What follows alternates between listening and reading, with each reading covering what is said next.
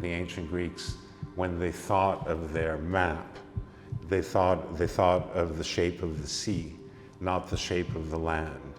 The idea of a nation as a shape, which we all carry in our minds, the shapes of our countries, the way that we carry the image of our flags, is something very new and something that the ancient Greeks would not have recognized. The sea has been something that many people, and through mythology, through stories and through experience, seems to just wash everything away. It makes it possible to kind of cleanse and forget everything through the sea. And this has been fundamentally changing in recent years. If I'm in the water and you're in the water, we get joined because the water dissolves parts of us. And so, for instance, you might be breathing and your breath becomes a bubble and it comes by me. I could swallow your bubble. So part of you comes to me. I think the sea changes our ideas about borders. Firstly, because borders can't so easily be fixed in the sea, because the sea is always moving. It doesn't have straight lines.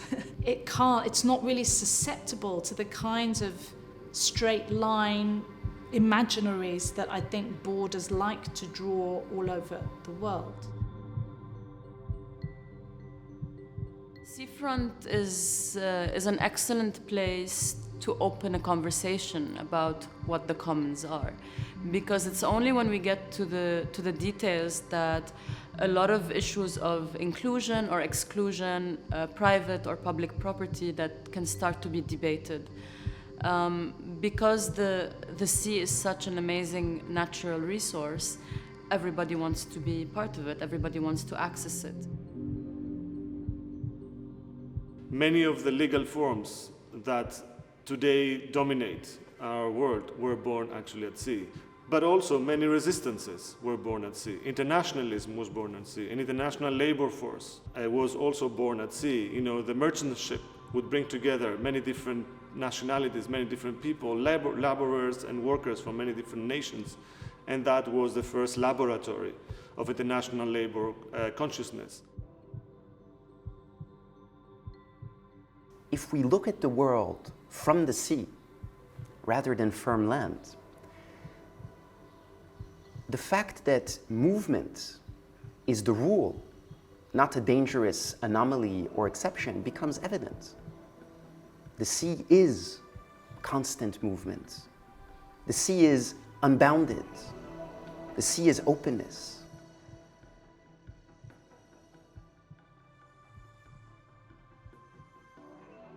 You know, the very violence that is exercised against migrants at sea, it's often not a form of like direct violence, right? People are not usually shot at or you know, like it's no physical violence directly, but it's more that, you know, the border regime creates the conditions in which, you know, people are bound to die.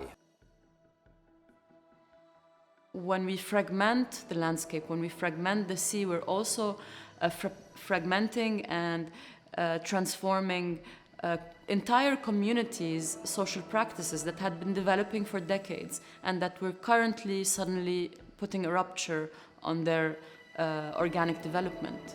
In many ways, colonial patterns are being repeated. So in order to even stake a claim here, countries had to use extremely expensive technology to be able to actually map and locate every single geopoint, which they were then using to submit to kind of draw out a closed area of space. And a lot of countries in the global south don't have those types of resources. It seems there are repetitions, there are cycles, you know, just as the tide goes out and comes in, there are cycles with how people relate to the sea. And there have been times when there's been repeated overfishing and we've nearly killed all the fish, and then people stop fishing and then the fish come back and then the same cycle starts again. When you're at sea, you need help. There's no way that you can be alone at sea. And this is a very fundamental ontological condition that perhaps can help us better understand our general human condition as human beings. The sea creates a situation where, or at least it has done in history, where it seems to be the foreign, the most dangerous thing, and that humans have to bond together against the sea. Till the 1970s or 1980s, at least in Western countries, we've been preoccupied with family and genealogy and generation. And during the last decades, also part of all this trend of reproduction technologies, we are reimagining and rethinking our relations as more fluid, as more floating, as more ambivalent. The biggest thing that at the moment interests me that has changed is the kinds of technologies that are in place which allow us to understand what is going on in the sea, to see it in a very different way. The Atlas of the Sea is both a political and cartographic inquiry about a new set of borders that have been claimed on the seafloor. These have been facilitated through the UN Convention on the Law of the Sea. And so the project really attempts to visualize for the first time these already contested spaces. I think one of the most important things in the battle to reclaim the sea and to have free access to the sea is to build coalitions. And that's why in Lebanon, for example, we made the Lebanese Seafront Coalition, but such coalitions should also go on a regional and a global scale.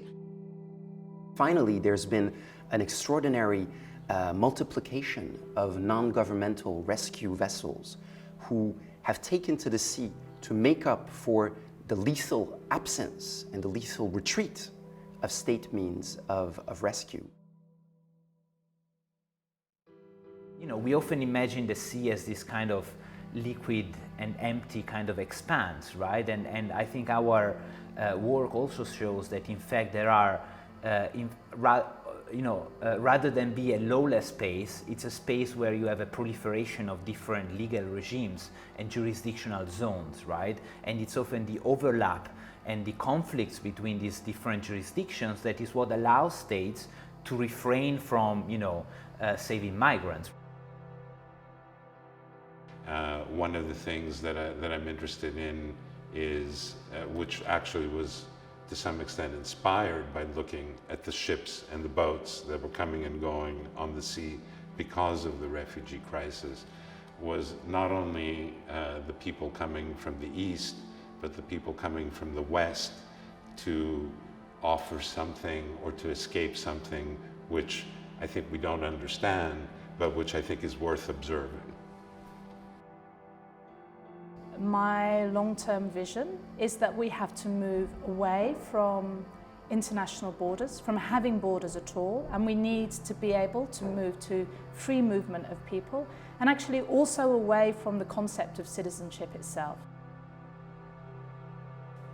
Ideally, floats would inspire students to think about the sea, to do research about the sea, would inspire academics and researchers, but also thinkers and citizens to introduce the sea closer to the way they understand the world.